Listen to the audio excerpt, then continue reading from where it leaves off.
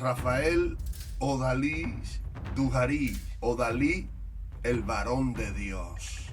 Una metralleta, estuvo preso allá en la cárcel de Barahona. Empieza a hacer coro con los cameos, el cual en medio de ese coro, haciendo traque, asaltando personas, donde habían aparatos de sustancias psicoactivas, iban y lo buscaban y lo traían porque el tipo era un tipo que tenía valor. Más de 2 horas, un tiroteo en el puente. Guaro fue el que disparó primero y le dio de baja a un teniente, un oficial de la policía. Que el tiro salió de esa arma de fuego y ese tiro fue el que le dio al teniente fallecido. Obi pues el que intenta querer tirarse del puente y se devuelve y sigue en el tiroteo porque el puente es muy alto y en medio del tiroteo empieza a orar a Dios. Cuenta un policía que fue el que le dio el tiro de gracia cuando se acercaron. Muy buenas noches, mi gente. Dios le bendiga a todos. Hoy quiero narrar una historia acerca de un personaje muy conocido en los guandules, y no solamente en los guandules, sino también a nivel de pueblo, campos y provincia. Se llama Rafael Odalí Dujarí, cariñosamente conocido como Odalí, el varón de Dios. Me dirijo hacia esta historia porque Odalí era un tipo muy usado por Dios, un siervo de Dios, que en su debido momento Dios lo utilizaba en el área, tiene que ver con lo que es la profecía. Era un profeta de Dios, un hombre que llegó a meterse 10 días en ayuno y oración. Oraba bastante, en muchísimos pueblos y en muchísimos campos, y especialmente en Barahona. Llegó a dar grandes actividades en el play de Barahona. En Barahona era muy conocido y fue muy usado por Dios. Dios llegó a sanar gente de la enfermedad incurable de inmunodeficiencia SIDA. Fue usado en milagros, levantando personas paralíticos de silla de ruedas, tumores cancerosos desaparecían, y llamaba a gente por su nombre, por el don divino profético que había adquirido de parte de Dios. Era muy amigo de otro predicador llamado Freddy Zorrilla, Joel Zorrilla, Eulogio y un sinnúmero de jóvenes de los guandules que eran muy usados por Dios. Odalí fue un tipo de persona que, ustedes saben que Satanás, la serpiente antigua, está siempre al acecho y aprovecha cualquier debilidad cuando el hombre de Dios que está sumergido con el Señor se descuida. Satanás aprovecha esa parte y lo destruye. Jesús dijo que Satanás vino a buscar, a hurtar y a destruir. Odalí fue un tipo que había caído preso con varias armas de fuego, con una metralleta. Estuvo preso allá en la cárcel de Barahona. Y un profeta llamado Roberto Liet, que se encuentra ahora mismo en Estados Unidos, fue y lo visitó y le dio una palabra de parte de Dios. Dios le había advertido de diferente manera que se reconciliara con él y que se encarrilara en el camino que Dios le había señalado, marcado y llamado. Odalí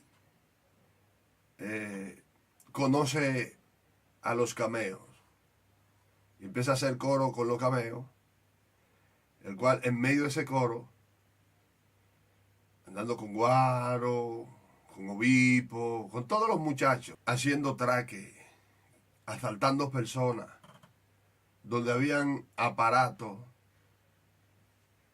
de sustancias psicoactivas, iban y lo buscaban y lo traían porque el tipo era un tipo que tenía valor, era un tipo que había corrido la calle, valga la redundancia, en un momento buscó a Dios, pero volvió y se desalineó.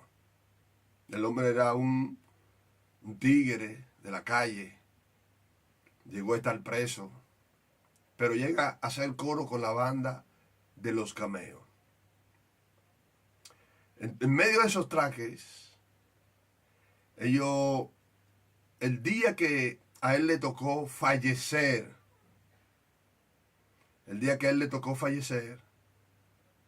ese día ellos habían hecho varios asaltos, habían hecho varios atracos ya. Ya ellos en el día habían ligado. Y en ese último movimiento, Cameo iba, que era el jefe de la banda, Cameo, que está vivo, gracias al Señor, con un propósito y un fin. Cameo es un tipo que es de pi. No sé si mucha gente han escuchado esa palabra. Que hay personas que dicen, no, yo soy de pi, yo si no me dio para ir no voy. Y no van. Y Cameo se desmontó del vehículo donde iban. Y no fue ese día porque ya en ese mismo auto ellos habían hecho varios traques y ya el auto estaba reportado. En ese último traque donde Cameo decide no ir, fueron 5 personas. Fueron en el último traque y de allá para acá venían ligados. Coronaron.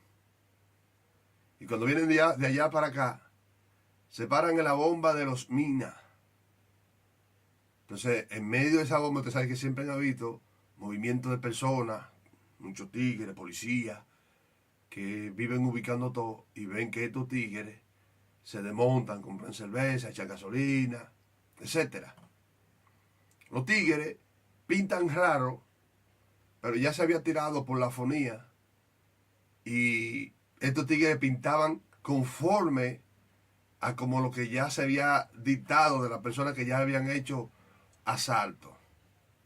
Desde la bomba de Los Minas, cuando ellos vuelan su vehículo, la policía no se le tira ahí mismo, sino que lo dejan rodar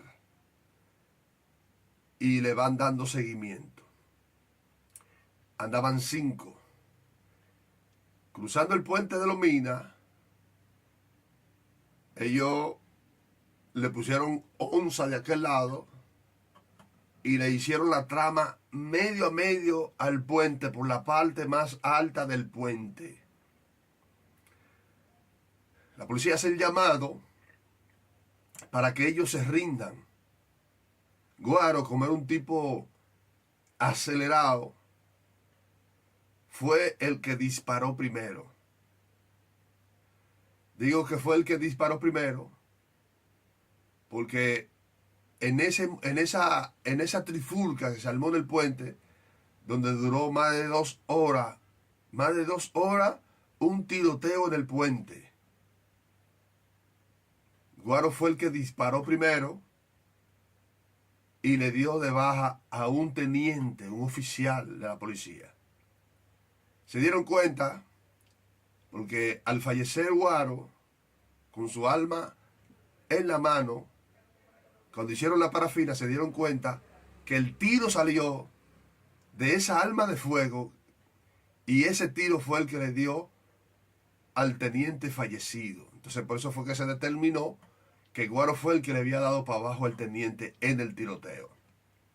En medio de la balacera, Obispo, que en paz descanse, como se dice, mi pana, mi amigo, tuvimos preso en La Victoria juntos, chamaquito bravo, pero muy respetuoso. Obispo es el que intenta querer tirarse del puente y se devuelve y sigue en el tiroteo porque el puente es muy alto. El puente es muy alto y Obispo decide no tirarse y irse a los tiros. De los 5 que andaban, 4 murieron y el chofer fue el único que quedó vivo. El chofer, yo lo conozco. El chofer le dieron varios disparos. Y hubo, de quien me estoy dirigiendo, Odalí, Rafael Odalí Dujarí, que llegó también a trabajar en la manicera. Odalí, en medio de la trifulca, como ya él conocía el movimiento cristiano, lo que hace es que determina postrarse de rodillas en medio del tiroteo, y en medio del tiroteo empieza a orar a Dios.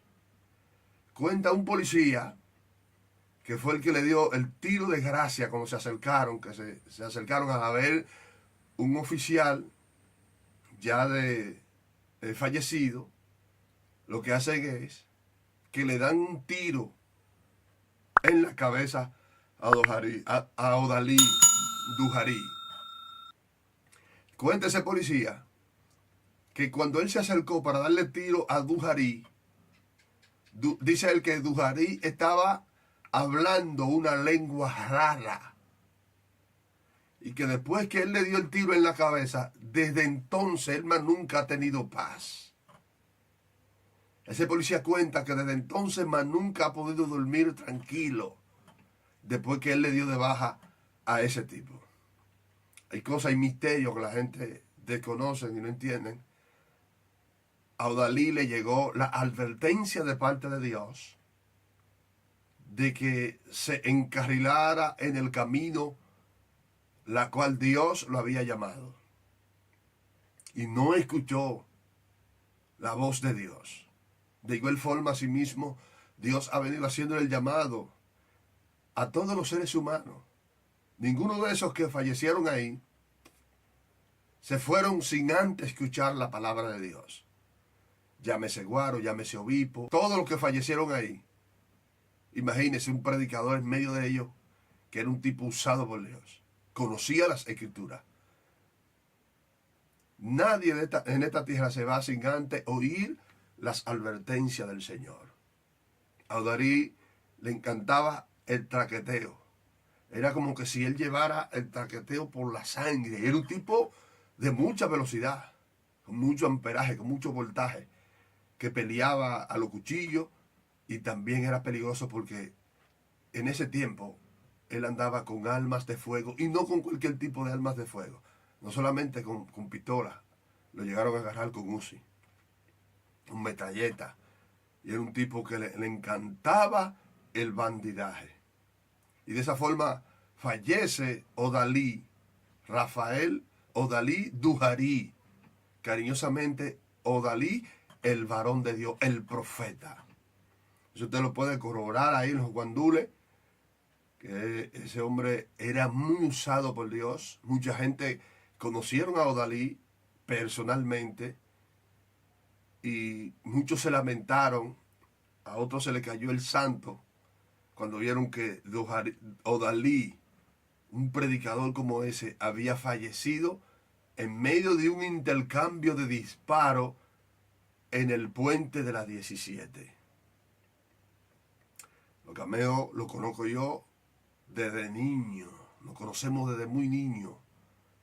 Obispo, todos esos jóvenes los conocí, fallecieron, no porque no tuvieron oportunidad para vivir una vida diferente a la que vivían, sino que la mayoría de los jóvenes en nuestra barriada muchas veces somos influenciados por los capos del barrio, por los bandidos del barrio cuando andan bien bacanos, con la prenda, con la joya, y buscando dinero fácil.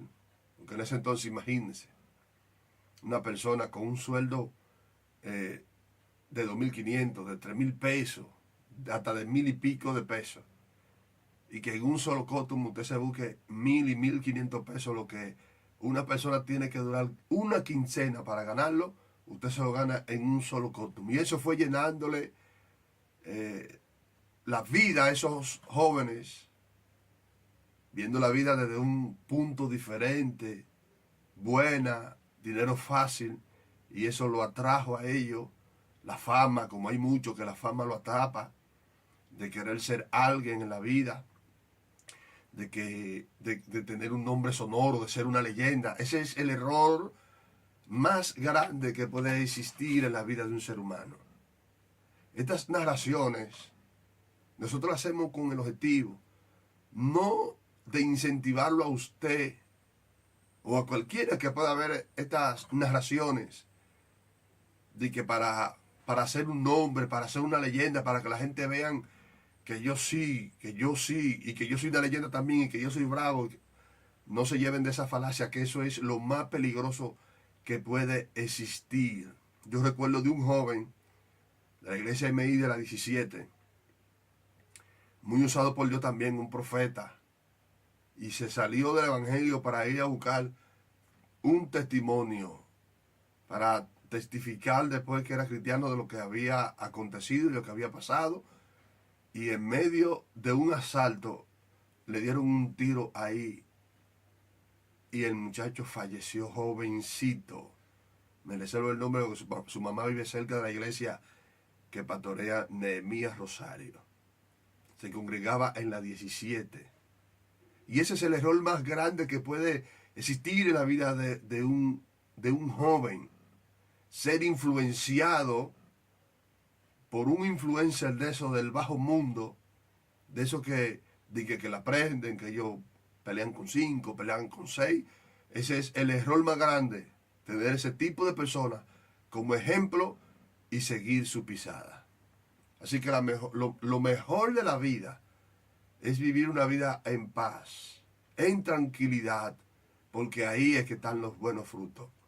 Cuando usted analiza la vida de esos asaltantes, de esos criminales que le han dado para abajo a otros, de la misma manera, de igual manera también fallecen, y muchas veces peor, como le pasó a Iván, como le pasó a Morenito la Cobra, como le pasó a David el Gambao, como le pasó a Guelo, como le pasó a La Ira, como le pasó a Fernando, como le pasó a Patepalo, como le han pasado a un sinnúmero de gente, de jóvenes, mi amigo Tito Diente, Chelo, y un sinnúmero de jóvenes valiosos del barrio, pero que en un momento de la vida, su vida fue alterada, trastornada, y tomaron un rumbo que no es el rumbo correcto, que no trae beneficio a la vida de los jóvenes, sino que lo que trae es destrucción. Y estos jóvenes han sido como espejo, pero la mayoría de los jóvenes no ven el peligro que hay. Por eso nosotros debemos de llevar siempre, tratar de llevar siempre estas narraciones, pero hacerle entender a los jóvenes que ese no es el camino verdadero. Que el camino verdadero es aquel camino cuando la gente trilla un camino y empieza a vivir una vida tranquila, de trabajo, de estudio, que puede formar su hogar y vivir una vida estable, conformarse con un sueldo, con lo poco que aparezca, y no querer lo que le pertenece a otro, porque eso es un peligro. Juventud que escucha, no quebrante las leyes terrenales que han sido establecidas para que nosotros nos rijamos por ellas y seamos un ente de bendición para nuestra sociedad. Usted quizá dirá, sí, pero ustedes caminaron y trillaron la calle. Sí, caminamos la calle, tuvimos fracaso, estuve preso y constantemente caía en destacamento preso. Vi muchos amigos míos fallecer y morir.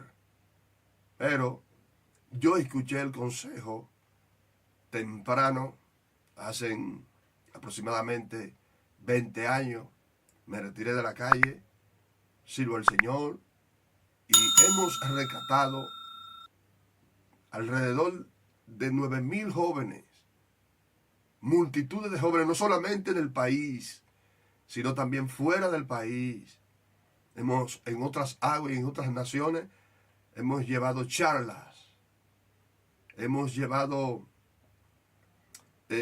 diferentes actividades para la juventud, para pareja, para familia.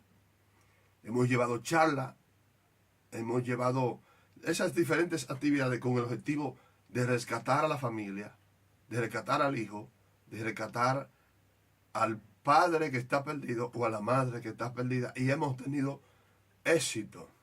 Por eso hemos sido, después de Dios, Dios nos ha honrado con los seres humanos por nuestra labor. Quiero mostrarle algo.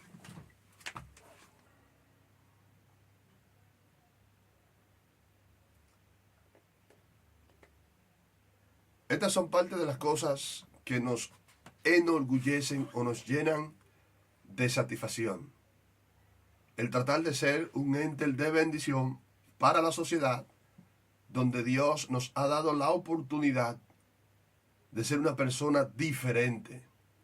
Y eso es lo que Dios quiere, que seamos entes de bendición para la sociedad, donde en actividades, ministerios nos han reconocido y le damos la gloria al Señor por esto. Esto lo enseño para incentivar a todos aquellos que hacen contenido, que no solamente se queden en hacer contenido, que hagan contenido de valor y que también organicen actividades en beneficio para la sociedad, para nuestra juventud que se está perdiendo. Y nosotros debemos de elaborar planes para rescatar a nuestros jóvenes. No podemos quedarnos de brazos cruzados.